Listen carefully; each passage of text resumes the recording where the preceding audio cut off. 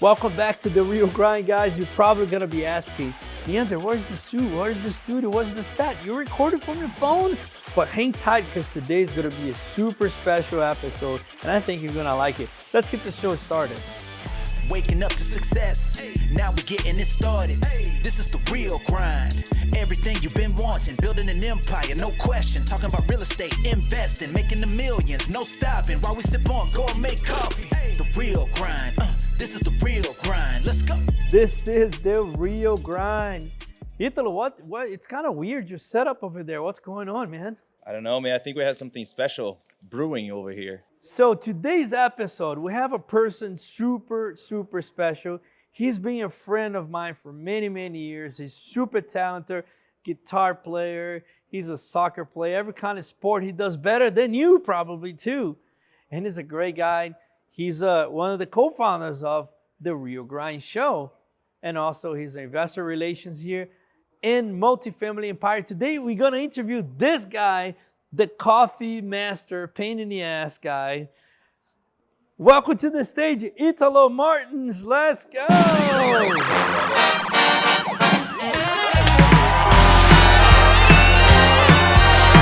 First of all, thank you for the friendship, dude, and all the work you do here on our company. And you're a rock star, man. And most for all, because I know you are my friend. And in the beginning, when we try to establish this professional relationship, right, we'll be like, is this going to be a good fit? Because we're friends, you know. But I think one thing about me and you that I really appreciate and like is that we can be 100% blunt with each other very honest. And when you're transparent, right, it's like a clear cup of water you can see through. There you go. Imagine this was water. It's kind of funny looking, right? You're a little thinner. It can be a little blurry, right? But you can see through. Absolutely. And appreciate it, brother. But with no further ado, man, where are you from? Your beginnings, bro. You're little Italo. Absolutely, there, man. Absolutely. Well, first of all, thank you. Why are you shaking? Are you nervous? I think I had too much coffee this morning, and I haven't eaten yet. But it's funny because you're talking about like transparency and all that, and this is gonna be almost like 1 year anniversary here at the company. That's right, man. It's July, right? Yeah, whenever this episode's aired, it's gonna be a year working directly with you. But we've been working together for a minute. You pull me to work gigs with you and all that. But going back to your question, Italo, I was born in Brazil. Actually, matter of fact, same city as you. It's called Belo Horizonte, but originally I'm like from Contagem, which is like think about DFW. You have Dallas and you have Fort Worth, right? So Dallas is the metroplex and Fort Worth is more like the countryside. So I'm more of the countryside of my state. So was born and raised there. I was born in 1983 and I was living there until 2000. I believe you're older than me, bro. I know. I'll be this year. This year's the big 4-0. I think I'm the one that act old, and I'm probably like, I'm right. old fart. This is the big 4-0 for me, and man, it's been a crazy journey. Like my story there, I went to school. I went to technical school. I'm an IT engineer, and did that for a long time. But then, was that your dream to be a tech? Why did you get into the IT world, man? Which is probably every kid, especially in Brazil, right? Like they're fascinated with computers and technology. Yeah. So you're the one that taking shit apart and stuff. Kinda, sorta. So the whole story started with me and my brother. My brother is 5 years older than I, and because he's 5 years older than I, what does a younger sibling do? They want to be just like the older brother. So anything he did, I wanted to touch too. Like he wanted a computer, I wanted a computer too. Like not that we could have two. Trust me, I know. I have two girls. They're very close together. But even though you're little, it's 5 years. 5 years apart, yeah. 5 years, yeah. But that's a big gap. That can be a big gap. Oh, you know? Because like especially when you're kids, there's a big difference. When you get to it older. Over 20s, it stabilizes. Right. For me, the biggest gap was when we were in our teens. Because at 13 years old versus at 18 years old, that's a huge gap right there. So my brother... You were beginning puberty and he was already dating. Oh, he was already doing all the... Like, he would come home, like, do school projects with his friends from high school and stuff. And I'm just that annoying little brother. Hey, I want to play with y'all too. And he would get annoyed because I'm, like, getting in the middle of it. But long story short, he started working with computers. He loved it. So I wanted to work with computers too. That was our first computer, 1995, you know? You had a And computer 1995? yeah, my dad was able to buy us a That's computer what in you know, 1995. ladies and gentlemen, when somebody in Brazil is rich. When they Well, had in 1994, 95, they had a computer. I would probably at that time, Italo, I would probably give them a pinkies to have a computer.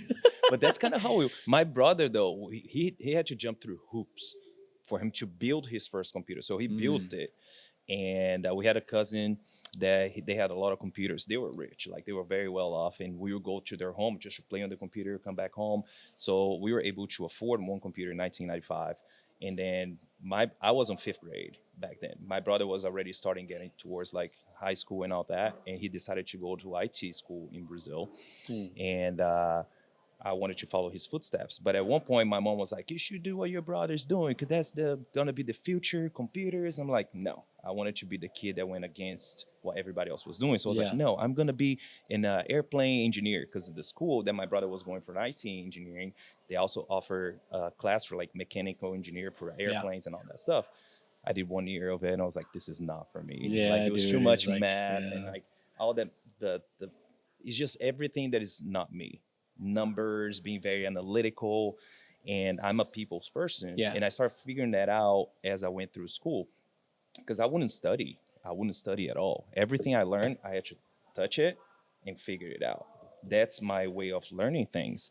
And that developed, like, that showed me up until today that everything I touch, it's what I learn. If you tell me something, I don't really absorb it. So I went to school in Brazil, finished school, finished IT school. But rewinding a little bit, when I was 12 years old, the same cousin that had the computers, they would come to the US all the time. And they'll come here, hang out, go to Disneyland and all that stuff.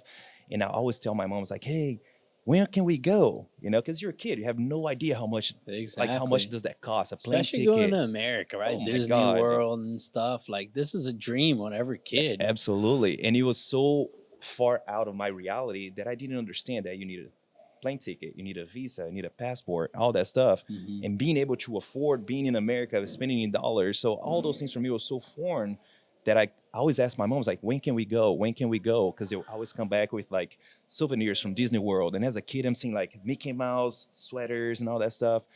And one time, I remember vividly, my mom told me, do you want to go right now? I'll pack your bag and you go. And me, being a little brat, yeah. I said, one day you will. She's like, well, just tell me when. Because we were just going back and forth, being smart with each other. That was when I was 12. Fast forward, I was at home one day. I was 18 years old at the time. And we had a little store, like a supplement store inside of a gym. And this girl that works there, she was a really good friend of mine. She calls me from a payphone to our landline. It's like, hey, do you want to do an exchange student program with me? I was like, I don't even speak English. It's like, let's just go. Your mom said you always wanted to go to America and da, da, da. I was like, cool. So we went. And long story short, we went through this program and she quit. And I continued in the program. And it was like 3 phases of the program to become a camp counselor in America. So for me, it was like, man, So you exchanged student. student, it was to go to a camping, because that's the thing. People think exchange students is like you do you stay in somebody else's houses and stuff like Right. that. So- but you went to the camp, just like the resorts. Like if you go skiing, to have people that do that. Is Kind that of, sort of. It was through the YMCA in Brazil. And I didn't even know the YMCA was was the being in Brazil. tryout? Do you have to Do the dance. sing the song? Why? Believe it or not, we did dance a lot of that, dude. And a matter of fact, we just created a group on WhatsApp now. It's like a 20-year reunion of all of us Oh wow! that went on you that. told me about that. Yeah, That's so cool, big shout dude. out to everybody in there, because that changed my life completely. Yeah. There's So- 2 chapters of my life, before that and after that. Really? Yeah. Yes, of course. Like plus the fact that you come into America, right? The Right. first Well, thing, and then getting all this responsibility, which those summer camps are super fun, man. You Oh, know yeah. what I mean? We have a lot of that in Brazil, like being in the nature, being stuff like that. So, but for the average American kid, that's probably not the usual. no. Most of the times, not all the times. I see a lot of country boys out there, but like for the Right. most part. But for me, there are a couple things. There are a couple things that whenever I did the exchange student program thing, that changed my life completely. Because as a kid, I grew up very shy. Very, very, very shy. The shyest kid you can possibly imagine. If I was in school and you say Ladies like, and gentlemen, does this look like a shy guy right here? I think you're both shitting, man. no, no. So I was the type of guy that whenever I was a kid, if you told me that a girl had a crush on me, she would never see me again. Like I would run away because I didn't know what to do with myself. I didn't know how to talk to people. And when I did the exchange student program thing, I had to do a lot of things, including stepping out of my comfort zone. Okay, there's a question. It's a test that you know if a person is shy or not. What is that? If you're visiting somebody else's house and needed to go to the bathroom for number 2, would you do it? No. That's when you're really shy, dude. No. But no, that represents love right there too, because if you blast somebody else's house, I'm just kidding. I remember that movie. Remember Blast the House? Yeah. But dude, you don't portray like a shy person at all. No, I was beyond shy. Like I wouldn't do anything around people. That it was just like I would get in a little shell and I wouldn't talk to anybody. But being part of the exchange student program thing, I had to literally step out of a comfort zone because of two things. One, I didn't know English. In the program, it was a must to speak English because now you're going to be dealing with the kids in the US, right? Yeah. So I had to pretend that I knew English. So I was asking people like, hey, how do you say this whenever they were doing the activities and stuff? So I basically bullshitted my way through because I really wanted that to work. So by the end of the program, there's like 200 people fighting or disputing for like 60 spots. Yeah, for career, right? No, for the exchange student program, right? To be a Right. summer counselor. Oh, okay. So they pay for everything. They pay for your plane tickets, they pay for your visa, and you get a host family. So you have no cost to come to the US for 4 months. So I'm like, this is it. This is my opportunity. That's the only way I'm gonna make this happen because we can't afford a trip to the US. So went through the program, got the spot, called my mom right there on the spot when they announced that I got approved. And she's like, what's up? I was like, you better pack my bags. She's like, for what? I'm going to the US. She's like, no, you're not. I was like, yes, I am. When? I was like, in a month. So everything just happened like this. So that's how my story started because I came to the US. I used to walk around with a little dictionary under my armpit, pointing out words because I didn't know how to speak English. But again, that was me like, hey, the opportunity present itself, make the best out of it. Look, I have a question for you. And just before we're going to get to the coffee time made by you now, but you told me something that your mom was really against for you to go. When she realizes that you're coming, she was really against it. And I want to talk about this later. But was she against it? 100%. She didn't want you to go. No, she didn't want her baby to leave the house. I'm the youngest And one. what did she say for keep you there? To keep me in Brazil? Yeah. Because when I said, she was like, are you sure? And then I said, yes, I'm sure. She was like, well, she couldn't say no because that was the promise. Yeah. So she didn't really have anything to say against it, but she always asked me questions like, are you positive? She was always trying to get reassurance from me, but she saw that my eyes were probably just bright and like everything. That's what I wanted. She didn't really pull the hand. And then let's pause it here. I want to listen more, and I have a follow question for that. Okay. But guess what time it is, Italo? Coffee time. It's coffee time. Let's go.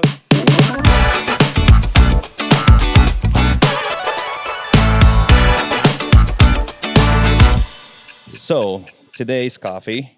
Let's talk about coffee now, man. Since you're here, so I want before we get to is that ready or no? Not yet.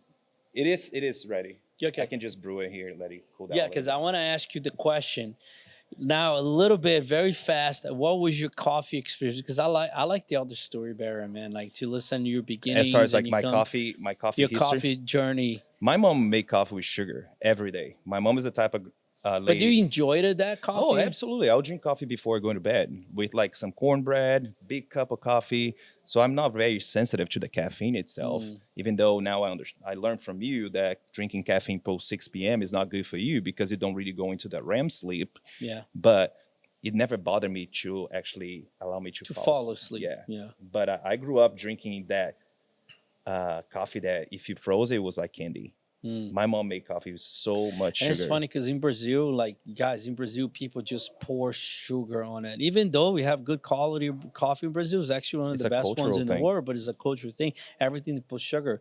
Like for example, ask for orange juice in a restaurant. They have sugar in the orange freaking juice. That was a transition for me too. When What the I got heck? here in Oklahoma, I would get orange juice and I'll be like, "Ugh," and I'll ask for sugar. Nowadays, I cannot stand sugar on my orange juice at all. I absolutely adore. Dude, Like I mean, I love already its think flavor. orange juice is it's sugar is as sweet as is. Like Yeah. adding the sugar is just crazy. But I remember one time right when we bought the farm in Brazil, and then we were like all excited, and I learned about this coffee thing, and it's like, oh my god, what have I done all these years? Like drinking this coffee is so delicious, and because I was really into wines before that, and I appreciate a good glass of wine. So when I found out from my cousins there how to drink the right cup of coffee and do the coffee like this, and it was mind blowing. And then when I bought those coffee bags, right? They're all gourmet and stuff, and I invite all my friends at the house, I was you there. included. And I was like, guys, gotta try all this, and I'm talking about it, and then what was what was that the breakthrough? I don't think that was the breakthrough. That No, was just absolutely not. Absolutely. I actually saw that video on my phone a couple days ago because I was looking for something else, and it was funny because me and Neander, we were sitting. So Did you film that shit? Yeah, I have a little bit of the footage from that. Okay, put it up. Put the video up right Yeah. now. Ele até chega a subir pouquinho, tá vendo? Café que nem feijão, que você tem que tirar os gases, senão você fica com gases. But me and Neander, it was like you were me, and me and Neander were right there. So every time you served us coffee, we hid the sugar. So you turn around, we'd be putting sugar on it. Son of a bitch. Why did I left the sugar in there? First of all. We did put sugar on ours. We weren't used to it. And it was funny because that day, like Eder, because Eder called me later because he went from work after that, and he called me, dude, I'm feeling weird. I'm just like shaking. Is that how it's supposed to be? all that sugar. Because if you don't, like you caffeine. drink I entered your drink. For me, for example, if I drink Monster, which I'm the more used to, like Monster, the energy drinks, I don't get like that very sensitive to it. But if I change the brand for something like, those RPM or for other brands that I'm not used to. Real quick, pause. So this is an AeroPass recipe. Let's try the flavor right now just to see how it's going to taste. And then I'm going to change the recipe on the spot. Which one is this again? This one. So now it's... Oh, Dante, actually. He's almost a citizen of Colombia nowadays, but he bought me this coffee, and it was actually, man, it was really fresh. Because usually people like now that we into the coffee thing, and they'll be like, oh, I got you some coffee, and they got us some crappy coffee, but that's actually very, very good. Yeah, but I'm going to change the recipe now. So that's very floral, right? It's floral, but it's different. It's not as sweet as that one that we had earlier today. Yeah, so now it's gonna be probably more balanced. But yeah, Dante, thank you for the coffee, man. This is pretty good. So let me show the package here. Maybe it's out of focus, or maybe here, but very good coffee from Colombia. You can see, look at how Yeah. light this thing is. Cheers, man. Cheers. So what was the moment that you actually, oh my God, this is surreal. I like coffee now and explore. When was this breaking point?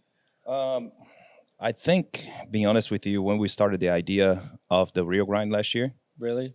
yeah, because then I started getting more. First thing was the idea of like, okay, accept this new beverage, try something new, because for everything in life, anything that's the first time, most of us will have some resistance because I'm used to my coffee. Why would I change, right? So I accept the idea of The new coffee. uncomfortable. The uncomfortable, yeah.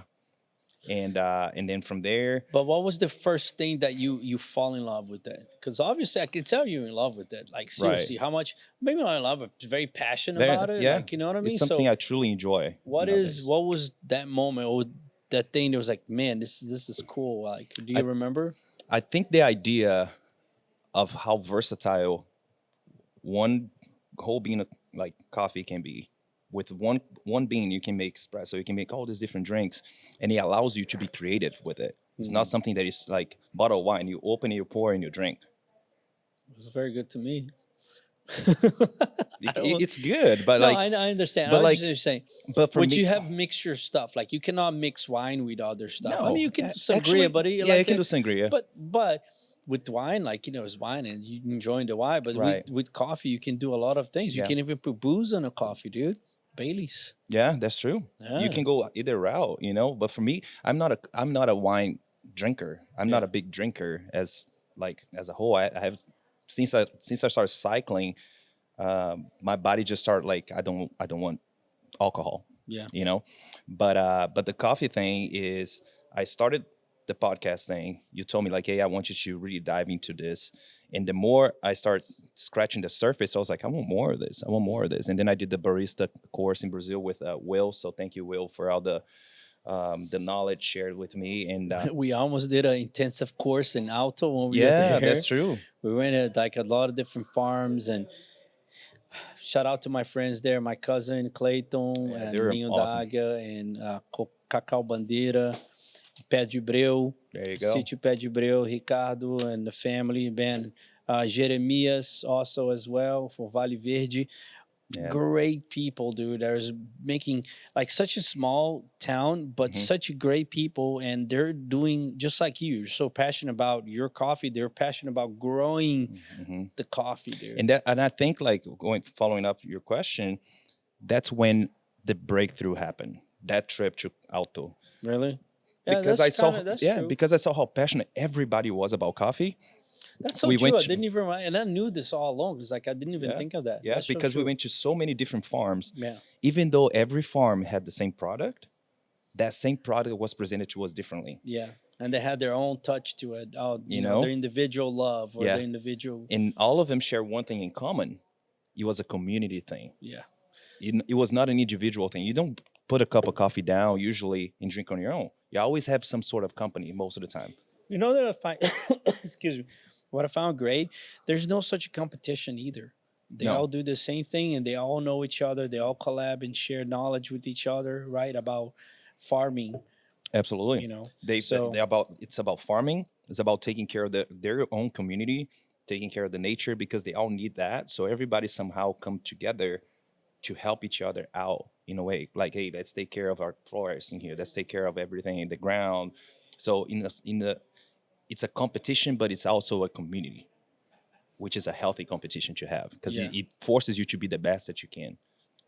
True. Well, that was coffee time with Italo. Bye now.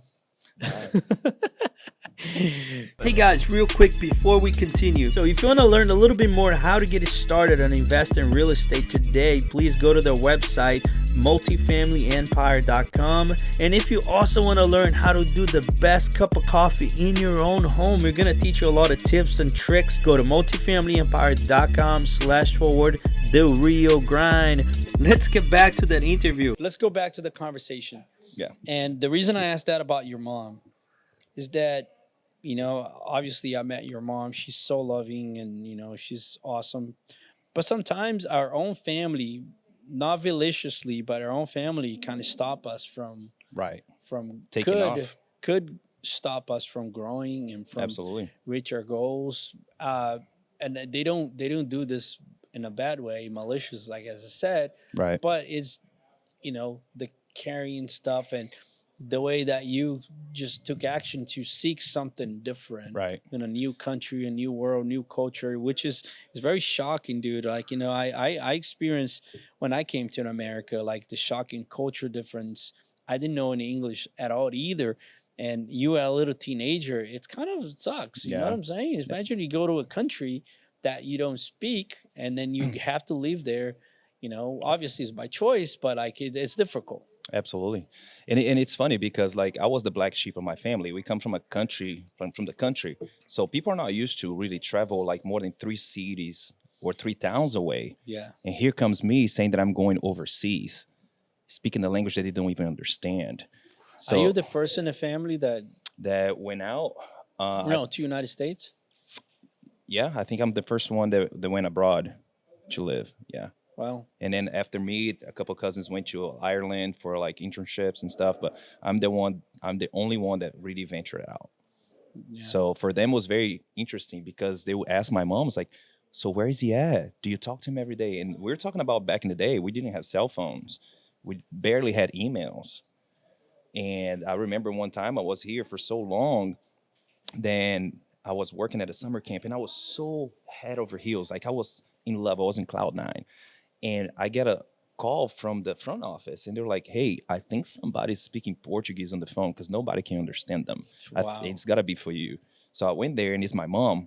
It's like, hello. She's like, where are you at? Are you alive? I was like, yeah. She's and like, that time was with cards, right? You to call oh home? yeah, phone cards, yeah. But Had to buy those she phone made, I cards. don't think she made a collect call. I can't remember, but it was to the point where she was like, do you have an idea how long it was the last time we spoke? I was like, Really? no. It had been 3 months. I Really? had zero contact with my family in Brazil. I was so like immersed on the idea, what I was doing. And communication, like I said, it was phone cards, but there was no WhatsApp or whatever. It could probably be an email or something. And I but barely had money back then. Like Yeah. my hourly wage at the summer camp was $7 an hour, and but I had a family to stay with them. And coming from Brazil, that's one of the things that scared my mom the most. Like I had no money to come in. All my friends, they were pretty well off. So people are like, oh, I'm going to go to this camp. And then after the camp, I'm going to go to California. I'm going to go to New Orleans. What are you doing? Until I was like, I had no money. I had no plans because that was it. I was able to afford going somewhere that people pay for me, enjoy the experience, and come back. So I sold a pair of inline skates that I had, and I made $100. That was my money. That was my pocket money. And I survived 4 months, paycheck to paycheck, because I didn't spend, I didn't drink, I didn't have any other habits. So the families would take me to go places and eat, even though they'll be like, hey, ketchup or mayonnaise. I'll be like, yes. I didn't know what they're saying, but they truly embraced me. So thank you for all I call them my moms from Oklahoma, because they truly embraced me. And I had so much fun, you know? So all of that to say that the moments of my life that brought me to where I'm at today were moments that I was so uncomfortable that it made me make a move. And that move always propelled me to something better. So whenever I was working at a camp, I couldn't talk to people. Remember, I was a shy kid. Next thing you know, I'm looking around and I'm coaching 200 people through like a high ropes course, teaching them how to kayak, taking them rock climbing in Maine, doing all these things. And this was a guy that could barely talk to a girl back then. So all these things start helping me become the person that I am today, or maybe not become a person that I am today, but help me find out about myself. Sure. But that was all there. Yeah. It was just it just wasn't a polished skill that I had. So fast forward all these things, everything that I did in life showed me that I wasn't a tech person. I wasn't a guy to sit behind the desk. I'm a people's person. I think that's my gift. And I didn't even know it was there. But everything kind of helped me to get to that point. And going to like now out of the camp and you went to Florida, right? Yeah. So after I was done with the summer camp, I did that for 2 years. Because I went to Connecticut. So 2003, I went to Oklahoma, went back to Brazil, became a volunteer at the program. 2004, I went to Connecticut to this camp called Camp Jewel. And 2005, I stayed in Brazil, and I was like, I need to figure out if this is for me. It was the longest year of my life. I didn't know what to do with myself. It was such a long year, and then I got a hold of one of my friends that she had just become a camp director in New York. I was like, hey, do you have a job for me? She's like, yeah, let's do an interview. So I interviewed, got the application, got my visa, deuces. I was out, and that was the beginning of the full story. So I came in 2006. No, I didn't know that you came and came back. Yeah, but I had to make that decision. I had to see it for myself. Sure. You know, because as a Brazilian, whenever you get to America, this is like the dreamland. Everything is amazing. Everything is what you see on the movies. Everything is what you like never thought you could experience.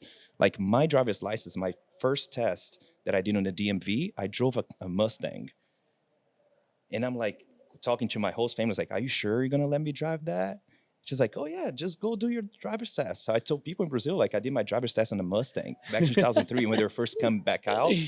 So probably in Brazil would be on the Beetle. Oh you know my what I'm God, saying? if Shifting that. gears and shit. Like, foot going through the bottom of the car. Yeah. But so all those things were so surreal that I had to get a reality check. I was like, is this it?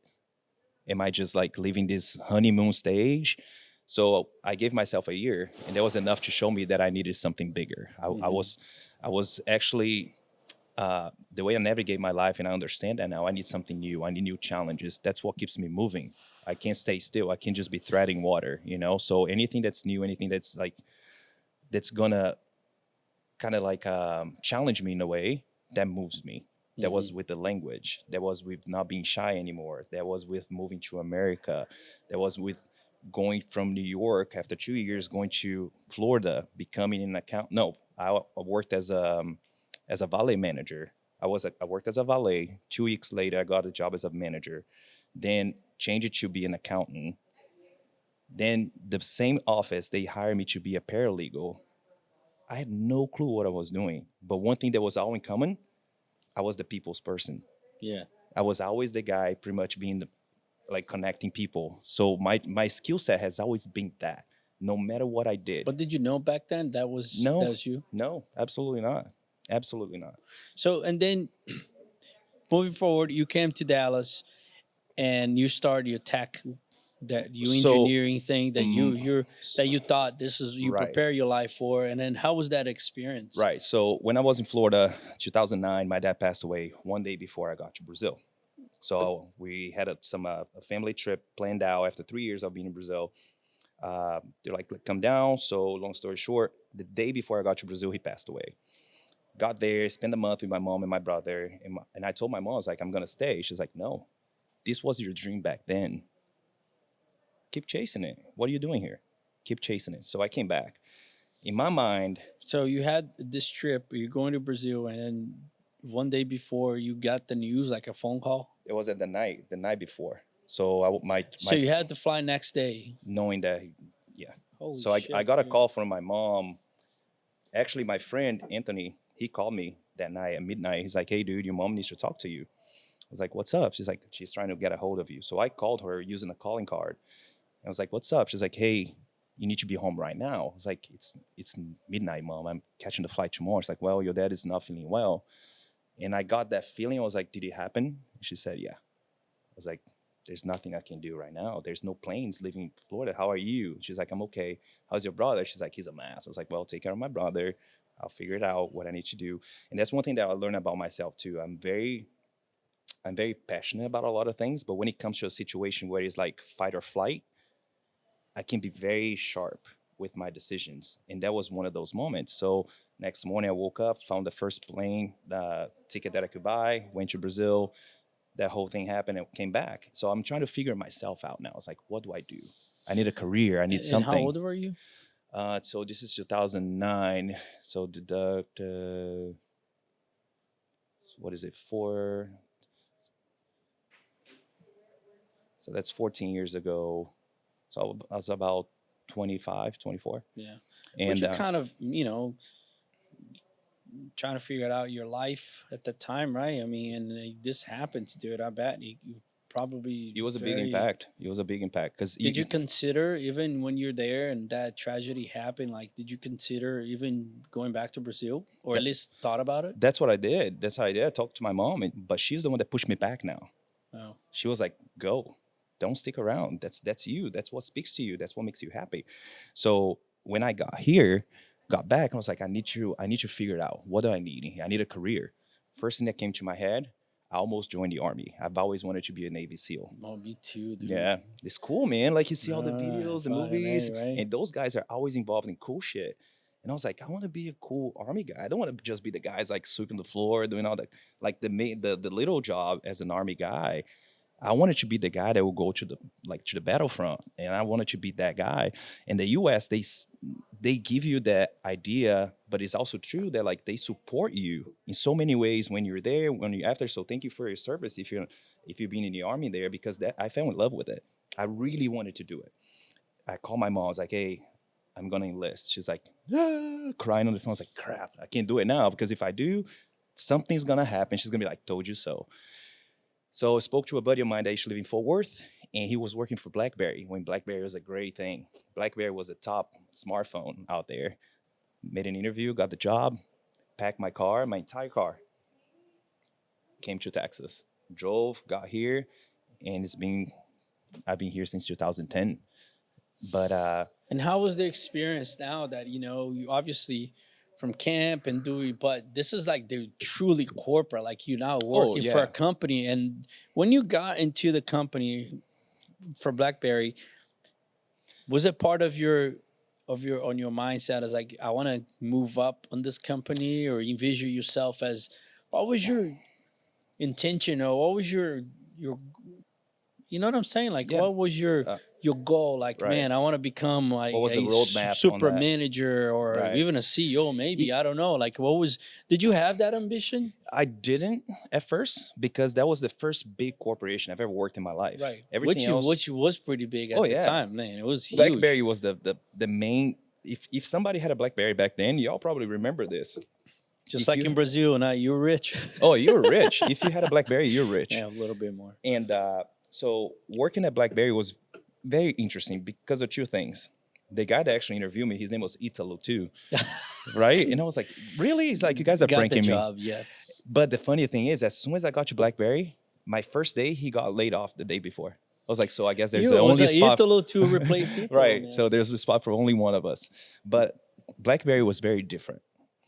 It was 100% Canadian, and the culture was different, which for me was very cool because they were so relaxed. They care about results. I used to go to work with PJs. I would get out of bed with those PJ pants and get to work, sit down, do my thing, get home. They never care about how you look. Really? No. I didn't know They were that. so relaxed. But then I got to see the two sides of corporate America. The side of a company that's like a Canadian company, they care about the employees and they care about your well-being, because they knew those two things combined equals results. And then one thing happened, BlackBerry didn't launch their tablet, and then iPad came out, and then the Notes came out. All the like Samsung came out strong, so did Apple, and they hired two managers, one from AT&T and one from T-Mobile, to be part of like a big game changer they're gonna do. Guess what they did? The complete opposite. They killed the culture. The moment that they killed the culture, you look at people that you should walk into the office all happy and smiling, people just dragging around. And little by little, we start seeing the company decreasing in productivity. We saw the company like just crashing from within. But you blaming this on the innovation, technology, or on the I blame it on the core? culture. I blame it on the culture because people came in and they try to be more micromanaged in a way where people are already showing like results. Because they're probably struggling already, right? For some They maybe were. financially, They were. or so. And instead of using the tools that they had already that was working and just kind of making some adjustments, they try to make a complete change, trying to pretty much cage people in and try to really pretty much like squeezing that orange and try to get as much juice from that orange as possible. So we got laid off. So a lot of us got laid off. So I went to work for HP. From HP, I went to work for American Airlines. And I was, when I got laid off of HP, I was like, I need to do something else. IT is not for me. I'm not like those guys that just like to sit behind a computer and do this all day. And I interviewed to be a flight attendant, and I got the job. In the same week, AA made me an offer to work on the IT department. I was like, oh, the pay is completely different. So props to all of you flight attendants out there, because I know when you start, it's not easy. So I had to make that decision. So I went and worked with them in the IT department, stayed there for 3 months, and then Dell made me an offer. So I jumped pretty much both in there. But I asked my boss, I was like, hey, I got this letter. Are you going to bring me full-time? Because my goal at American Airlines, I wanted to be a full-time employee. I was a contractor. He's like, I can't cover that. If I was you, chase that. That's going to be good for you. And that was a good leader. He was super cool, you know, and he had my interest on that. Because he's like, me, I want you to stay, but I want you to go at the same time because this is a big opportunity. So I went to Dell, worked with Dell for 3 years, only to find out that wasn't for me either. Start working in 2014. That's because, you know, I can't say for you, but for me, when I didn't have any knowledge. And when you think about what is success means, is like getting a job and succeed in that company. And when you see a company that big, like a Dell, Mm-hmm. BlackBerry, agreeing on the American same. Airlines, like, hey, you do whatever to fulfill that spot and grow with, so. But I never really Right, had but that then, but hungry. Like I wasn't hungry to be a boss, but I always wanted to be a manager. But not because of the salary. The money never spoke to me. That's one thing I learned about myself. Money never spoke to me. But giving back to to others, people, yeah. that's what drove me. So like I was always involved with like volunteering work and all this stuff. And I've always wanted to be able to pass along my knowledge to people and help them grow. Because that fills my cup. That see people somehow having some positive effect in their life because of something that I helped them accomplish. That's it. That's something that I've always noticed in every company that I worked. I wasn't there for the money. I was there for the culture. I was there for something that makes me happy. Every time I go home and wake up next morning, like I want to go back. Yeah. So it's one of those things that with when I worked at Dell, I looked at my taxes and I was like, I got a promotion pretty much changing jobs, but that money is going to the government. So I started looking for a job as a waiter. Never worked as a waiter in my life. I was like, I need to do something different. Call my friend Cindy. I was like, hey, can you get me a job at Risky's? And she's like, because her friend is one of the owners. She's like, calls me later and she goes, you're not working at Risky. She said she's not going to give you a job there. I was like, what did I do? She's like, no. She said, you got to work at this other restaurant. So that was Joe T. Garcia's. I started working at Joe T. Garcia's as a waiter. Never done that in my life. In 2014. And again, another situation where being uncomfortable, not knowing what to do, but I just threw myself out there and figured it out on the fly. Like take off and figure out the plan as you're in the air. And I worked at Joe T. Garcia's from 2014 all the way through 2020 as a part-time job because I was working at Dell. They probably don't know this. Sorry, Dell. But I was working from 8 to 3:30 at Dell. Stopped working at 3:30. Change clothes, drive from Carrollton all the way to Stockyards. That's 45 minutes. Shoot. Start working at 5. Stop working at midnight. Next day, repeat. So I did that for 3 years when I was working at Dell. Working at Joe T's made me more, like, I was happier than working at Dell. How crazy is that? Yeah, but also, that restaurant is a reputation for, you make more money too, right? I mean, Well, as an IT engineer, I was making more money than at Joe T's. Right. But the fulfillment that I was getting from serving people, from like exchanging conversations like this, I was getting more value. And this is one of the things that since I met you, dude, you always, like, you're the guy that when you're around, it's a different vibe, even with our friends, and you connect people together. Like, let's say, hey, I need to find a guy, a mechanic. You're like, man, I know this guy, and to connect people. You're connector, communicator, dude. You're like, hey, like back in the days when you receive a phone call and you had to, the plugs, the plugs in the phone. That's kind of your life. Yeah, that's kind of your call. Your gift. Yeah, and I came to realization of that just recently, And I saw that of you. I always noticed like how good you are with that, with people, and I never saw somebody that has something to say that don't like you for some reason. Yeah, I don't have. Right? I'm glad you say I don't think I have enemies out there. Yeah, probably I do. Probably if you ask a Neander, it's like, oh, that asshole. Right. You know what I'm saying? But I don't really care. It's different. Yeah. But like with you, you're just like that, awesome person. And that's why, why don't you say how we get started in this business? Yeah, absolutely. I think it's safe to say that I tell people that I'm a man of many tribes. I'm like a little chameleon out there. But you and I, 2014, right? 2010? Was the World Cup. So the World Cup, 2014. 14, 18, 20. 14. 20, so 2014, I'm watching this soccer game, and I'm very passionate about watching soccer. And I remember we were doing PKs. And no, it was BBC. No, they was doing a PK shootout, penalty kicks. Oh, okay. Right. Yeah. And we were at BBC in Dallas.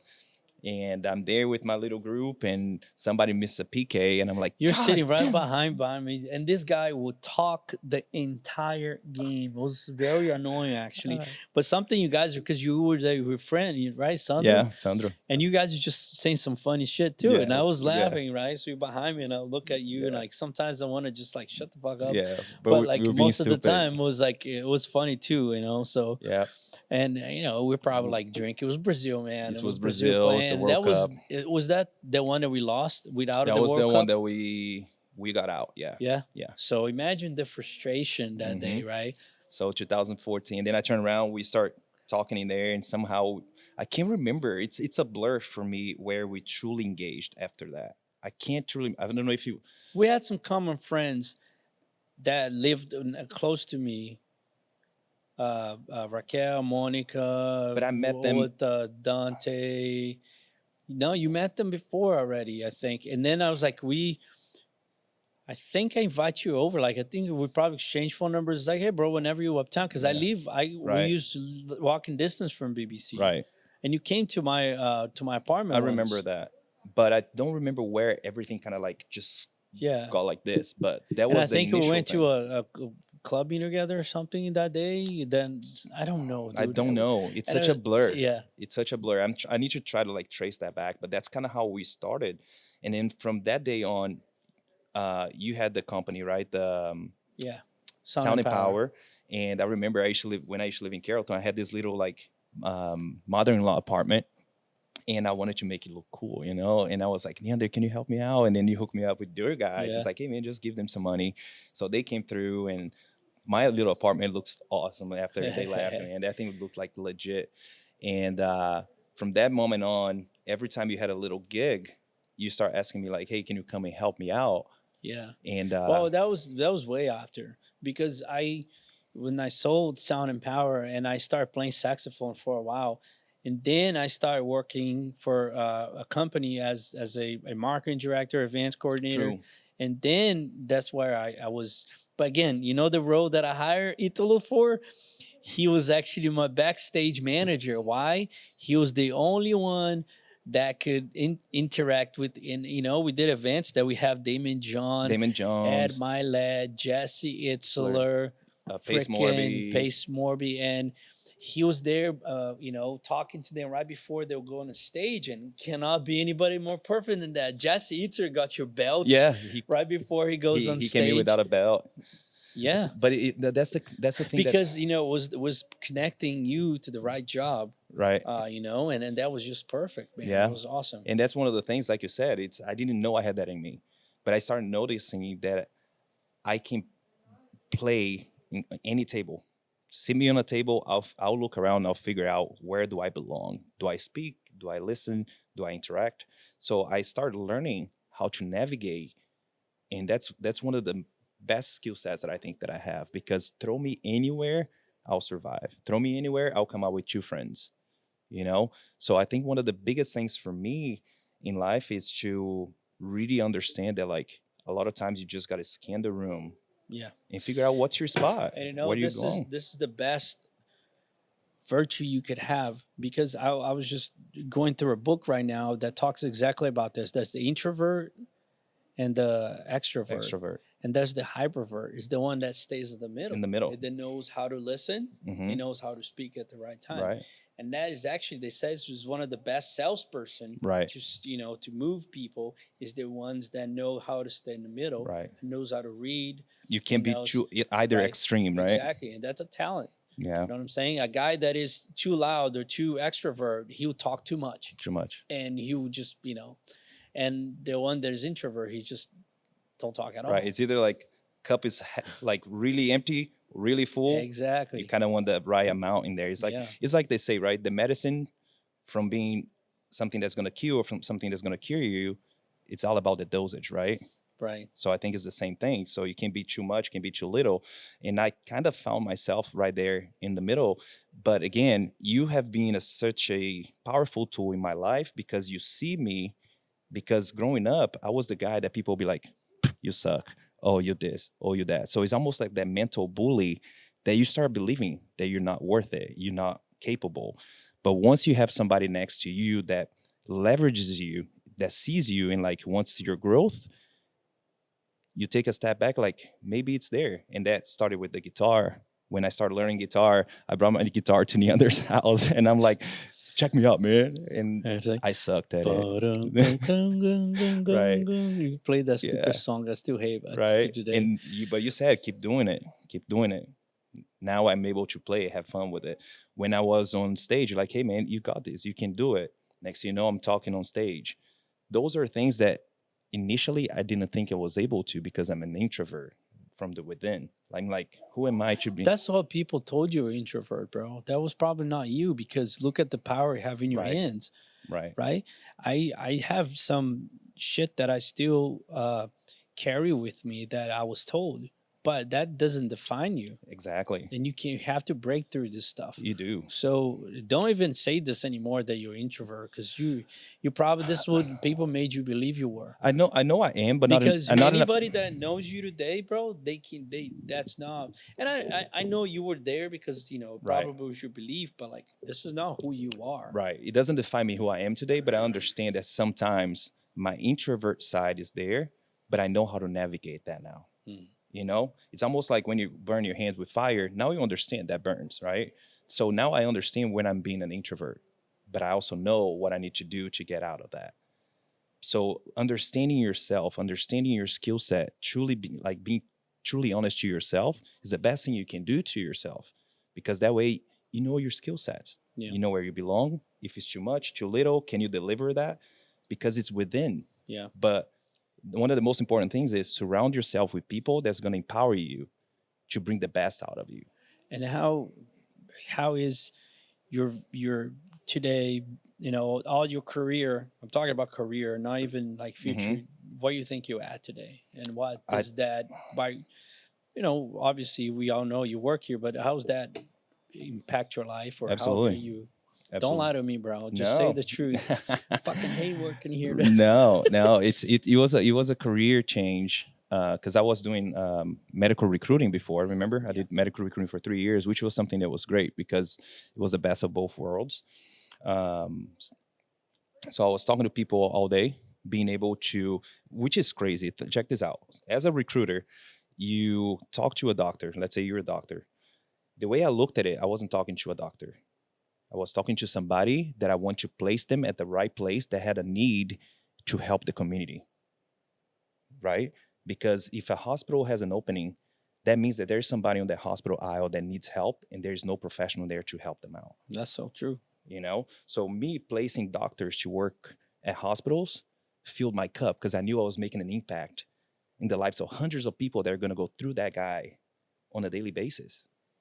How crazy is that? But that was basically converting into dollar signs. But I didn't care. I never really checked my commissions. Sometimes my manager would be like, do you know how we made last month? I was like, because I didn't care for it. The money would just show up and that was it. But for me, talking to my doctors, creating that connection and like truly like cherishing, like not cherishing, but like nurturing that friendship with them fulfilled me. Fast forward, now I'm working with you, which I do investor relations. It's exactly what I used to do, because by talking to potential investors or current investors, what do? We make an impact on people's lives out there. It's not just about the money. We're changing communities, we're improving communities. So for me, when you ask me where do I see myself in the future, I see me doing more of this, but more from a little bit more for the community. I really want us to really get into the Empire Nation side of things, where we can truly give back to communities like as a whole, and that fills my cup. And it's you know, that obviously what we do for the communities is great, but also what we do with the investors, that, you know, some of their friends and family, they invested with us, you know, make sure that we're taking care of their property, doing all that, and also benefiting them to secure a better, you know, whatever they want out of the investment, right? Because, you know, it's up to you to decide, but majority of the people are investing for the future, right? Absolutely. You know, and Absolutely. And I think, answering your question now, that's where I see myself in the future, is being more involved with people, you know, because I think right now we live in a society where we lack this personal relationship Sure. because everything is so virtual. Like you grab your phone, your friends are all here, but where is this? So a lot of people are missing this connection. And if I can be a tool or a vehicle to help people do that, that'd be awesome. And also what you do just by sharing your story here on your podcast, man. I changed my life because of books and some podcasts. Even now, by listening to some shorts like reels on TikTok or Instagram, Right. like a 30-second video that made a huge impact on my day, my week, or sometimes my life. Yeah. By somebody that took their time and is speaking, right? Which there's two, again, I'm quoting a lot of books now because I'm in this mindset now that I'm just extremely growth this year, right? But the people that are confident, when you come confidence with confidence, they can both handle your rise. But if you come a guy that's very confident for somebody that is not, they bully you. They like attack you. Right. You know Because they want to bring you to their level. Exactly. So, sometimes by doing what we're doing, people will not tell you, but they'll be like, oh, look at it. I want to show off. Right. Oh, they're bragging. Oh, they're talking, whatever. No, man. And we do this to inspire people. Absolutely. That they can do the same thing. Absolutely. Look, you telling me that I saw something in you and you saw something in me, and we see something in each other, and that's how we uplift each other up, and we're bringing each other up. And you listening to this podcast, and not just this episode, but the other ones too, like the intention of this podcast that we created, it's to bring you a story from somebody that maybe you don't know. You only see him like for the wins, but about the losses. Right. And that's what's crazy, right? How many friends never had this type of conversation? True. They've been friends for a long time. And even you and I, to this day, there's a lot of things that we still don't know about each other. Oh, yeah. Just today talking, I learned something new. Right. Like I didn't know that you went back to Brazil and back here, So it's great. Like Dante came to the show. Yeah. And I know Dante for a little bit, but I heard of so many things, and I'm like, oh my God, But that's a cool thing, like about the podcast that you said, is to empower people to share stories, and you don't need a podcast to do that. You have that on your daily basis. Yeah, like sit down with a friend, ask what drives them, ask them what makes them happy, ask them about their, like, what are you struggling with? How can I help you out? Because that's what makes the community, that's what brings people together. That's what help people like just go to the next level, because therefore, you have a good support system, and no matter where you go, nobody's going to try to pull you down. Everybody's trying to fly together, Everybody's rowing in the same direction, because if you only have one person rowing, that boat's going in circles. Get another person next to you and you're both on the same speed, that boat's going straight. And that's what friends are for, like family and all that. So I always try to encourage people next to you, figure it out, help them figure themselves out. Because a lot of times, like me, I didn't know who I was. You was there, but I had to, all the people that was part of my journey here in the US had a part on where I'm at. And everything started with Michael Jackson, Bee Gees, when I learned English. I learned English with Michael Jackson, Bee Gees on the TV. Yeah. I went to school for English. I failed. So I always try, this is one thing I can tell you, I always try to figure out the ways things work for you. Everybody's different. That's the beauty of life. Yeah. We're not a cake recipe. You just look in the back and everybody's the same. That's the beauty of it. The master communicator, right? Yeah. How to talk in people's languages, man. And that's one thing I learned from you. And I've been applying that in my life, and it's changed my communication with so many people for the better. Like now it's just the little tweaks that sometimes we're so like this. Yeah. Like tunnel vision. Open that thing up. Listen to other people. But for me, for example, it was hard for me to make that transition because growing up, like you said, the mental bully was there. The mental bully, it's something that's going to chain you down, but don't let that pretty much set you how you're going to be in life. Break those chains, And, I think that to see now your confidence level, dude, it's just surreal, dude. It makes me so happy to see your confidence level on who you are, and that it just, for me, is just so rewarding, man. It makes me so happy. I appreciate you, man. I appreciate, and that's. But there is one more level. What's that? Now we need to work on your ambition. You know, Yeah. I tell you that from the bottom of my heart because you're so kind in heart that you do everything for love. Yeah. And I do put myself second and third. Everything, yes, Yeah. you do for love, like you do with the bottom of your heart and stuff. But you know, you have to have ambition too. Mm-hmm. You know, and I'm gonna ask you a question now, and you're gonna tell me. In 10 years from now, you're gonna be 40 this year, so you're gonna be 50 years old. Okay. That sounds like a lot. Half a decade. Right? And you're gonna tell me who is Italo in 10 years from now, but you're gonna say like I am this and I am that. You're gonna manifest it, but I want you to be ambitious. So forget, because look at me, I just like you. I came from the same seed as you, bro. Mm-hmm. We're all growing in Brazil. Like you don't deserve this. Yeah. This is not for you. So we always lay low, but now I want you to be the most ambitious mother F of all times, and you're gonna tell me here in public. Because you're going to manifest this, bro. And I want to hear from you. Absolutely. Who is Italo 50 years? You're going to say, I am this, I am that. It can be financially, where you're going to live, how is going to be your life. Okay. And all right. You don't think too much. Don't say it. Just say it. So this is Italo. I'm a very successful entrepreneur now, and the story of my life pretty much led me to where I'm at today, where I have a financial freedom. I'm able to support my family. I'm able to have my friends around. You support your family. I support, yeah, you're right. I support my family, and I'm in a place where money doesn't dictate who I am, but I dictate what the money does. I'm using money as a tool versus something that pretty much chain me down. And I had to learn that with the past years by being a little more selfish about life, where I come first. Because if I come first, that's one thing that I learned.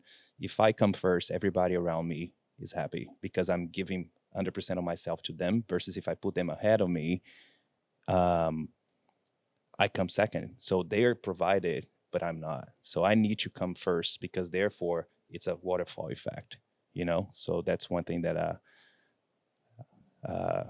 being surrounded by the right people has taught me. Love you, Bubba. Be it, man. And in 10 years, and I'll be talking about this in a boat next to this guy, smoking a cigar, sipping some coffee, and thinking back about this moment, you know. And I'll tell you, man, I'm being completely honest with you. Like, you're a huge tool in my life. Not just in the friend aspect of things, but on the professional side of things. Because if you guys don't know this guy, I'm going to flip the chairs one day. We're going to do an episode on him. Neander is the type of guy that he's like the Brazilian Elon Musk. Like, whatever he thinks, he executes, he makes it happen. But it's not just you. You bring us on your boat. You're never rowing alone. Even though you could, you never choose to go alone. And that's one of the things that for me, like yesterday, I was playing guitar at home, and I looked around, I was like, all these things that you have given me, and I'm very blessed. Because all those things that you gave me, I'm having fun playing guitar until 12:30 at night. All those things, there's your hand in there. There's you saying like, dude, do this. This is going to make you better. This is going to make you sing better. This is going to make, you know? So by having somebody like that in my life, it's one of the biggest tools I have, because I know I have a support system. No matter how crazy my fucking dreams are, if anything, you'll be like, just fucking do it, you know, instead of telling that, no, what are you talking about?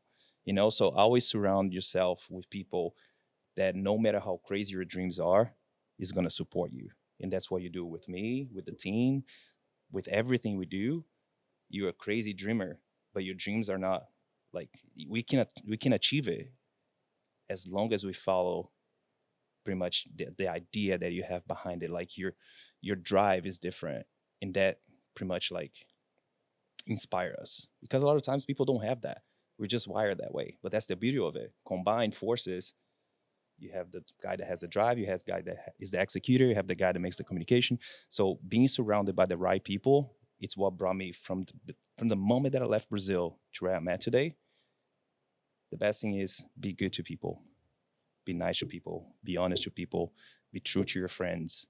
Because in the end of the day, your family is not your blood. Your families are those that are very close to you. And sometimes it happens to be your family. But the people that share the most with you are friends. You know? So surround yourself with the right crowd. Fuego. Let's go. Let's just do a quick spill in the beans. I didn't prepare for this, but I'm just gonna wear some Just wing random it. shit. Just wing it. This is gonna be the spill in the beans we eat.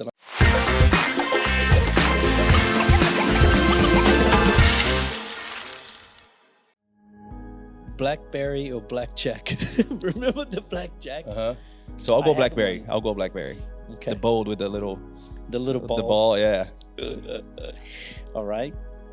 Funny story. Did you know that we got the most calls on those because the ball was broken, but it was from ladies from using their makeup. Oh no. So they had to really? just clean it and you fix the phone.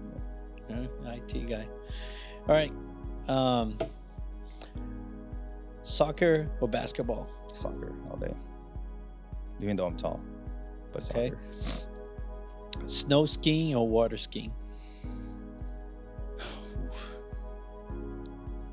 Snow skiing. Okay. Yeah. That was fun, huh? Oh yeah. Jai-ho. Yeah, let's go. I'm gonna ask another question. Let's go. So, Apple PC, the MacBook, or PC? I'll do an Apple. I'll be an Apple PC guy, if I have to choose one. But there's some use a PC, you son of a gun. because Why for you- some why- stuff why for is me, that- for gaming shut and up. editing and stuff, sometimes it gives me a little more freedom. And I was born and raised on a PC. I started with the Windows 3.11 with the floppy disks and all. So it's embedded in there. It's just so easy. I know that thing in and out. Okay, Mustang or Camaros? Camaro, I had one. Hey. But I did get my driver's license on the Mustang, so I should be sorry Mustang. But yeah, Camaros, I like them better. Chevy guy. I know you're gonna say, but Dallas or Fort Worth? If you could pick one. Fort Worth. Fort Worth. I've always navigated back to Fort Worth. No matter what I do in Dallas, I've always go back to Fort Worth. It just speaks more to me. It's more like looks like more my neck of the woods back in Brazil. It's more Alright. calm, a little slower on the pace. Okay, so pickles Motherfucker, I knew that was coming. or pickle juice? Pickle juice, Pickle juice. because I can just drink it and that's gone, and the pickle is probably gonna get stuck on my teeth, and I'm gonna taste that for the rest of the day.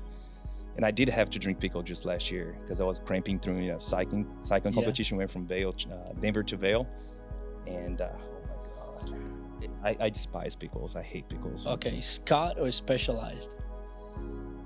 Specialized, the biking brands, right? Yeah. Specialized for sure. That's what I have.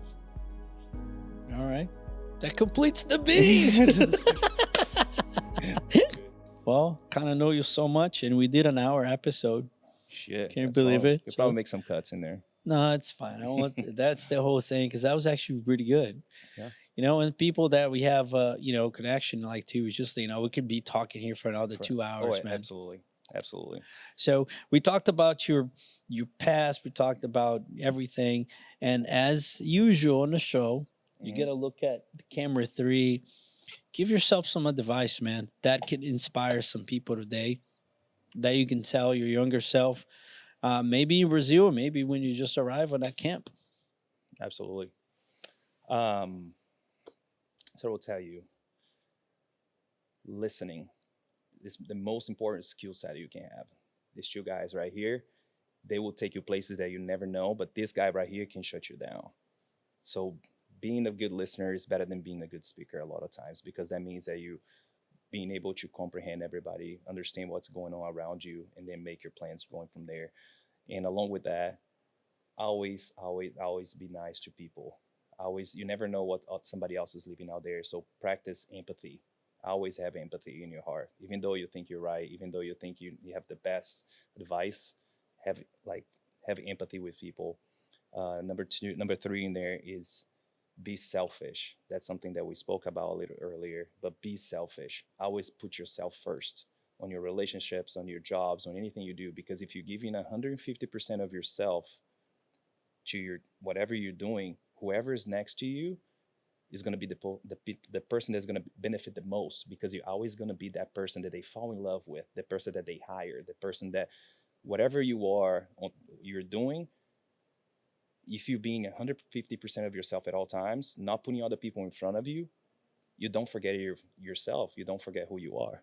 So therefore, everybody around you is going to be the one benefiting the most. If you're a guy that goes to the gym every day, if you're a guy that likes to cycle every day, whatever you do, that makes you who you are.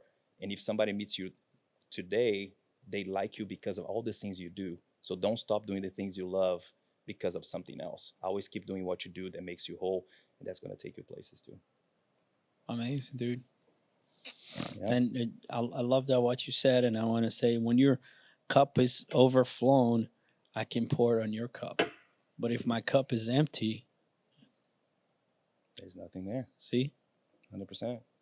So always be 150% of yourself, because I tell this to my friends all the time. People that are having difficulties with their relationship, it's like, you know why you're having problems now? Because you forgot who you are in the process.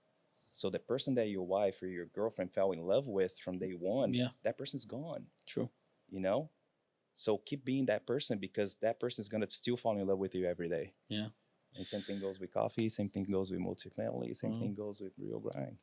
Bro, thank you so much for the friendship. You. Thank you for so much for all you do. Appreciate Super you. proud of you, man. Even likewise, like, man. I'm just like super beyond proud of you, man. And I appreciate you.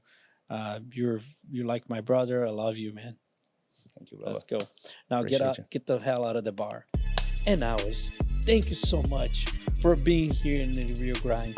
Like us on social media, all the major platforms. And don't forget, this is the Real Grind. Let's go. Waking up to success. Now we getting it started. This is the real grind. Everything you've been wanting, building an empire, no question. Talking about real estate, investing, making the millions, no stopping. While we sip on gourmet coffee. The real grind.